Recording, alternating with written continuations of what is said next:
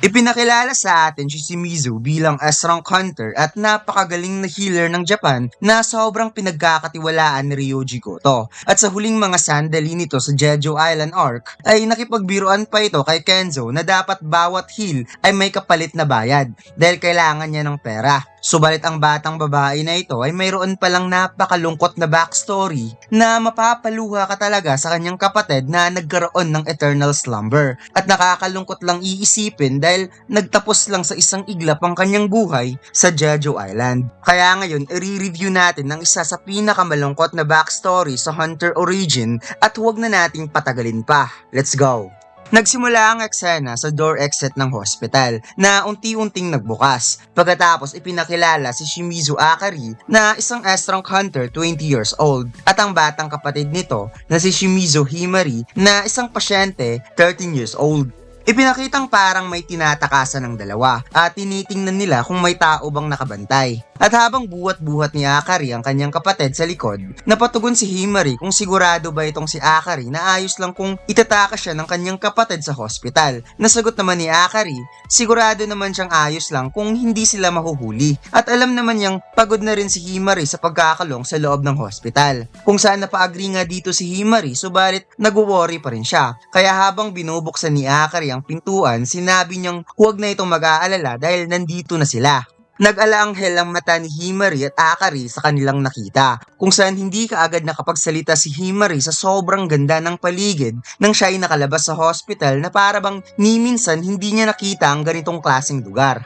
Habang sila ay naglalakad, napatanong si Himari kung talaga bang pupunta si Akari sa Korea. Kaya napatugon nitong si Akari na oo, na siyang ikinalungkot naman ni Himari dahil hindi siya masasamahan nito sa kanyang birthday sa taong ito. Kung saan pabirong sinabi ni Akari na hindi niya alam dahil narinig niyang ang Korean raid na haharapin nila ay sobrang napakamapanganib at sa tingin niya mukhang hindi na siya makakabalik pa. Kaya napasigaw ng what si Himari sa sobrang shock at bigla na lamang itong napaluha at sinabing wala na siyang ibang hihingin pa sa kanyang birthday presents kundi makabalik lang ng ligtas ang kanyang kapatid. Kaya nagulat na lamang si Akari nang nakita niyang umiiyak na si Himari kaya agad-agad niyang sinabing nagbibiro lang siya.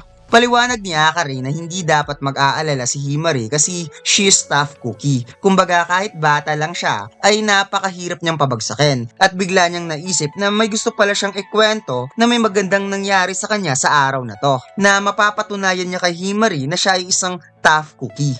Pagkatapos, lumipat ang eksena sa loob ng dungeon kung saan sinabihan ni Akari ang kanyang mga kasamahang hunter na gagawa sila ng pustahan. Every time nagagawa siya ng healing magic, dapat magkakaroon sa kanya ng utang ang mga kasamahan niyang hunter. Kaya napawat ang tatlong S-rank hunter na sina Kenzo Tanaka, Kanai Tawata at Tatsumi Fujishima. Nang narinig ang pahayag ni Shimizu kung bakit kailangan pa sila magkaroon ng utang na loob bawat heal.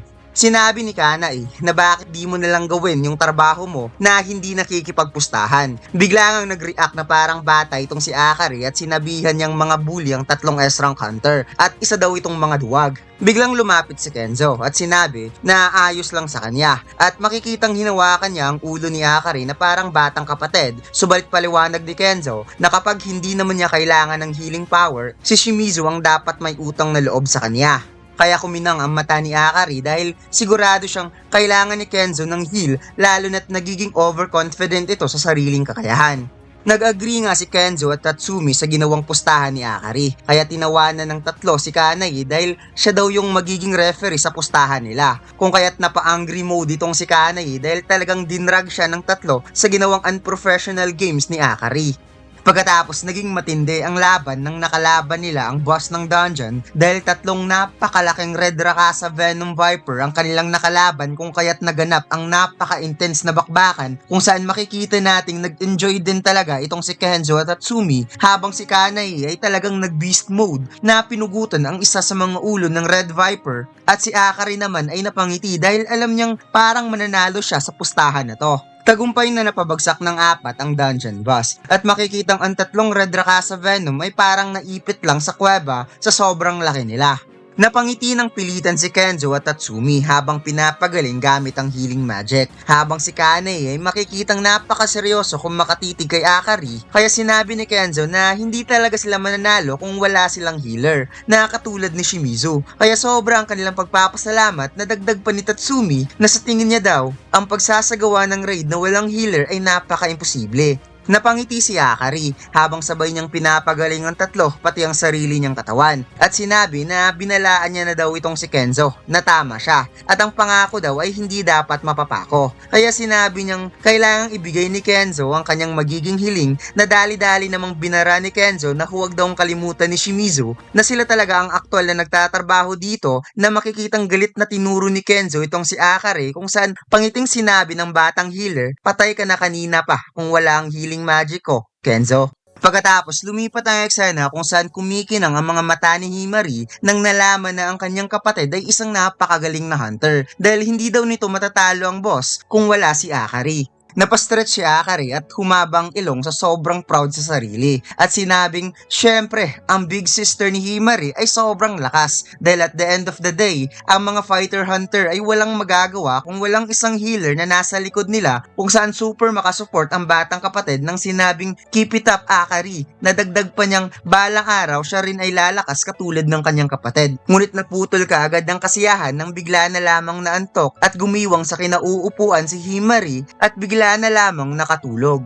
Nasalo kaagad ni Akari ang kanyang kapatid at habang nakikita ang maamong mukha ni Himari, siya ay napangiti na may halong lungkot. Pagkatapos sinabi ni Akari kung naaalala pa ba ni Himari yung birthday niya 2 taon na ang nakalipas. Nung araw na dinala niya ito sa isang adventure na hindi alam ng kanilang mga magulang.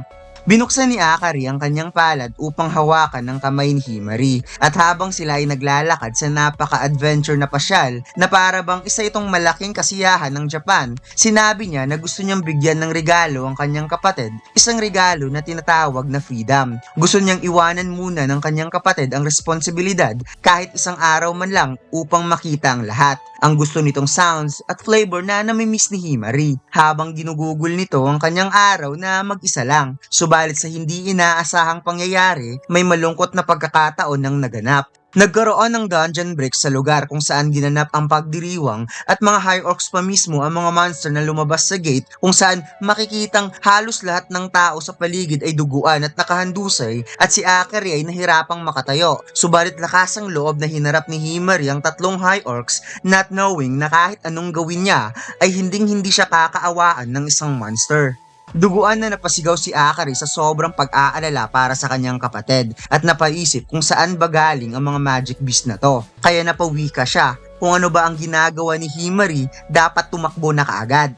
Habang nanginginig si Himari sa sobrang takot, sinabi niya na ang kanyang kapatid ay napakabait, kaya kung maaari huwag siyang saktan. Subalit ang tatlong high orcs ay napangiti na lamang at handa nang atakihin ang walang kamalay-malay na bata gamit ang malaking axe, kaya napapikit mata na lamang si Himari habang lumuluha at si Akari ay di napigilan ng sarili na makikitang may unti-unting lumalabas na mana sa kanyang katawan habang siya ay lumuluha na napasigaw sa pangalan ni Himari sa sobrang pag-aalala. Bigla na lamang nagkaroon ng matinding liwanag sa kinaroroonan ni Akari at kahit ang mga high orcs ay sobrang nagulat, ngunit ang pinaka nakakagulat sa lahat ay ang mga casualty sa paligid dahil hindi sila makapaniwala na dahil sa liwanag ang lahat ng sugat sa kanilang katawan ay gumaling na lamang bigla.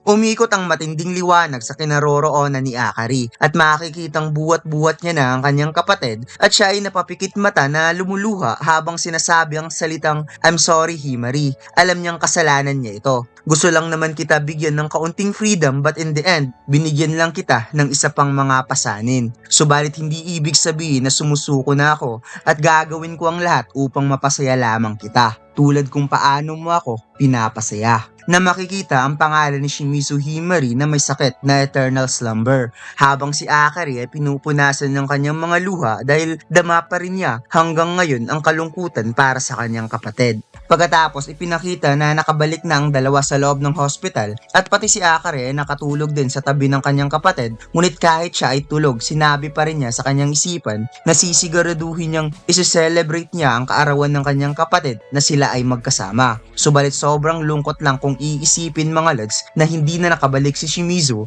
at doon na nagtapos ang kanyang buhay sa Jeju Island kasama si Kenzo at Tatsumi. And I guess mga lods, nung nangyari ang High Orcs incident, doon pa nagkaroon ng awakening si Akari sa pagkakaroon niya ng napakalakas na kapangyarihan since isa siyang S-rank hunter na apektuhan ng health ni Himari at nagkaroon nito ng eternal slumber. At dito lang nagtatapos ang ating kwento mga lods. Huwag mo sanang kalimutan mag-like, comment at mag-subscribe sa ating YouTube channel at mag-follow sa ating Facebook page. Salamat!